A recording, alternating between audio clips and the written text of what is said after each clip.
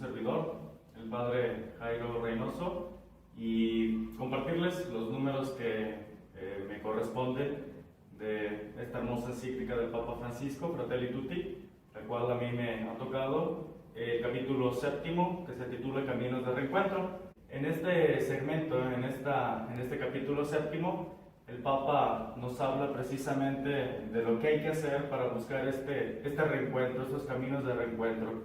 En primer lugar, hablándonos sobre cómo ser artesanos de la paz. Esta palabra, a mí en lo particular, me llamó mucho la atención, ser artesanos de la paz. El Papa nos invita a comenzar desde la verdad o recomenzar desde la verdad. Nos dice el Papa que el dolor y los enfrentamientos nos han transformado. Ya no hay lugar para diplomacias vacías, ahora hay que conversar desde la verdad, hay que hablar desde la verdad. El proceso de paz es un compromiso constante en el tiempo, es un trabajo paciente que busca la verdad y la justicia, que honra la memoria de las víctimas y que se abre paso a paso a una esperanza común más fuerte que la venganza. La verdad es una compañera inseparable de la justicia y de la misericordia. La verdad no debe conducir a la venganza, sino más bien a la reconciliación y al perdón. La violencia engendra más violencia. Tenemos, por lo tanto, que romper con esa cadena que se presenta como ineludible. La paz no implica homogeneizar la sociedad.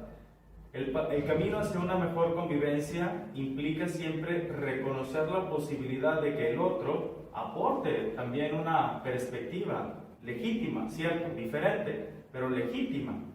El esfuerzo duro por superar lo que nos divide sin perder la identidad de cada uno supone que en todos permanezca vivo un básico sentimiento de pertenencia, es decir, vernos como familia. Las grandes transformaciones no son fabricadas en escritorios o despachos, sino que es un proceso artesanal, donde cada uno tiene un papel fundamental: ser arquitectos de la paz, ser artesanos de la paz. Favorecer, nos invita el Papa, favorecer la cultura del encuentro entre todos, que exige colocar en el centro de toda acción política, social y económica, a la persona humana. Sin igualdad de oportunidades, las diversas formas de agresión y de guerra encontrarán un caldo de cultivo que tarde o temprano provocará su explosión. Cuando la sociedad abandona en la periferia una parte de sí misma, no habrá programas políticos ni recursos que puedan asegurar la tranquilidad. Jesucristo nunca invitó a fomentar la violencia o la intolerancia, todo lo contrario. El Evangelio siempre nos invita a perdonar, y como Jesús le dijo a Pedro, hasta 70 veces 7. La primitiva, si nos vamos a la primera comunidad cristiana, pues nos damos cuenta a través del libro de los Hechos de los Apóstoles o de las cartas a Timoteo o a Tito, cómo ellos vivían en un sentido de paciencia, de tolerancia, de comprensión. Aún ser una primera comunidad diversa, ellos vivían con estos elementos de comprensión y de tolerancia. Por lo mismo, en base a esa primera comunidad, pues estamos llamados a vivir, a amarnos todos, sin excepción, a respetarnos todos, sin excepción. Pero, ciertamente, este amar a un opresor no es consentir que siga siendo así, ni hacerle creer que lo que hace es aceptable. Al contrario, amarlo bien es buscar de distintas maneras que deje de oprimir. Quien sufre la injusticia tiene que defender con fuerza sus derechos, su dignidad. La clave es no hacerlo por alimentar la ira que enferma o por venganza. Es cierto que no estaría fácil superar el amargo legado de injusticias y la hostilidad. Esto solo se puede conseguir, como dice San Pablo en la carta a los Romanos, venciendo el mal a fuerza de bien. Cultivando la virtud de la reconciliación, la solidaridad y la paz, también en lo personal esto implica, es decir, esta actitud implica tanto en nuestras vivencias personales como trasladándolo a la sociedad, a nuestro mundo en general. La verdadera reconciliación no escapa del conflicto, sino que se logra en el conflicto, superándolo a través del diálogo y de la negociación. Una negociación pues transparente, sincera y paciente. La unidad es superior al conflicto. No es apostar por un sincretismo ni por la absorción de uno en el otro, sino por la resolución en un plano superior que conserva en sí las virtualidades valiosas de las polaridades en pugna. A quien sufrió mucho de manera injusta y cruel, no se le debe exigir una especie de perdón social.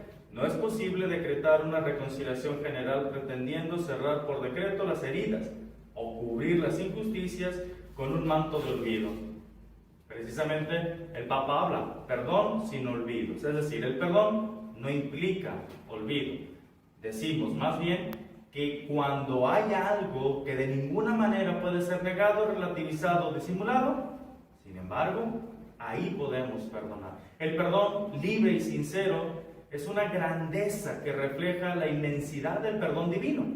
Los que perdonan de verdad no olvidan, pero renuncian a ser poseídos por esa misma fuerza destructiva que los ha perjudicado. Rompen el círculo vicioso, frenan el avance de las fuerzas de la destrucción. Es decir, deciden no seguir generando la energía de la venganza.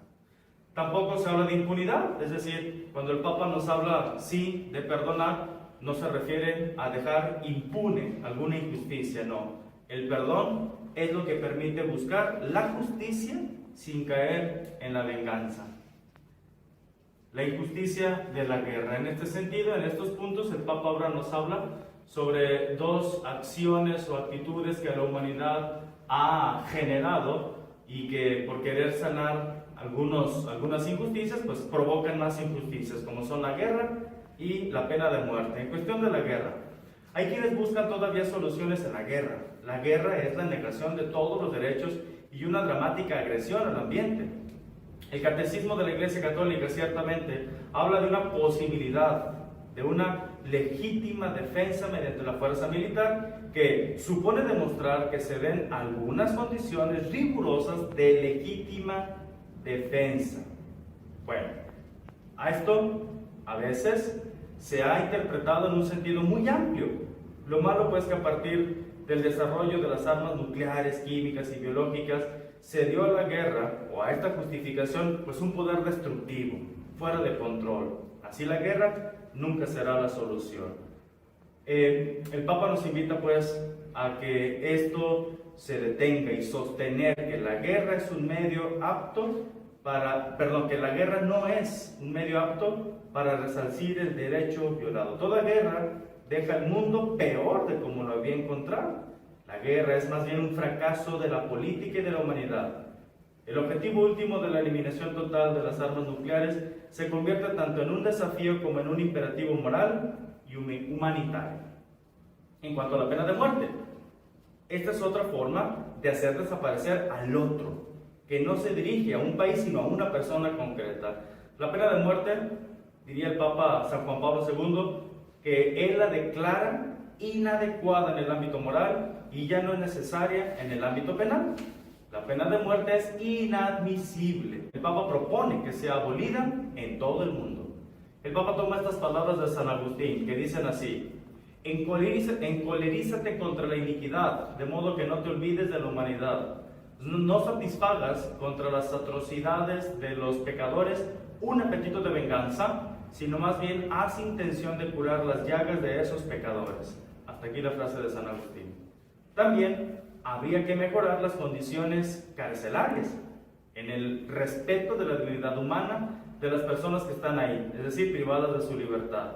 El Papa ubica o dice que cadena perpetua puede ser igual o lo ve igual que una pena de muerte oculta. Ni siquiera el homicida pierde su dignidad personal y Dios se hace su garante.